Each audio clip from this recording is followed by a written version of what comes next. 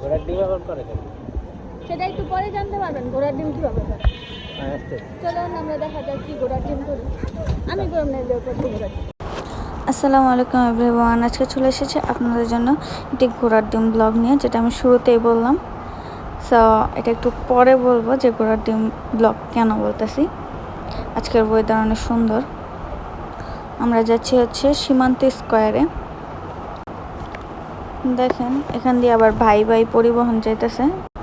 দেখেন কত বড় একটা হাতি, এই যে বর্ডার গার্ড বাংলাদেশ পিলখানা। আমরা অলমোস্ট এসে বসছি, একদম কাছাকাছি। সো আমরা এখানে নেমে যাব। তারপরে এখানে দেখেন কত সুন্দর একটা লেক আছে। তারপরে এখানে গাছ দিয়ে অনেক সুন্দর একটা পরিবেশ হাঁটার জন্য। তারপরে মানে নিরিবিলি একটা পরিবেশ, আমার কাছে ভালো লাগছে।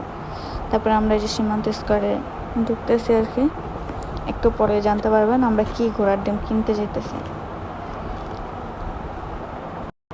দেখছেন, দেখে বুঝতে পারতেছেন আমরা কি কিনতে আসছি এখানে। মানে আমি না, আমার জামাই কিনতে আসছে PS4। মানে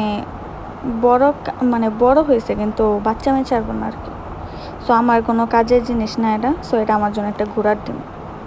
কিন্তু আমরা যেটা আনতে গেছিলাম PS4, এটা ছিল না, তাই আবার আমাদের চলে আসতে হয়েছে। এখানে কতগুলো কন্ট্রোলার, ভালোই লাগতেছিল, কিন্তু আমার আসলে কোনো কাজের জিনিস নেই বলে। তারপর আমরা ওখান থেকে নাইমা আমি একটা সুইট কর্ন নিছি। আসলে এটা অনেক মজা ছিল, আমার কাছে ভালোই লাগতেছিল, কিন্তু আমার জামাইয়ের কাছে একটু ভালো লাগেনি। ওর কাছে এটা একটা ঘোড়ার ডিম, আর ওর PS4 আমার কাছে একটা ঘোড়ার ডিম, তাই এটা একটা ঘোড়ার ডিম ব্লগ। সো আজকের ব্লগ এই পর্যন্ত ছিল এভরিওয়ান। আপনাদের কেমন লাগছে অবশ্যই কমেন্ট করে জানাবেন। আর যদি ভালো লাগে তাহলে লাইক দিবেন, শেয়ার করবেন, সাবস্ক্রাইব করে আমার পাশে থাকবেন। টাটা।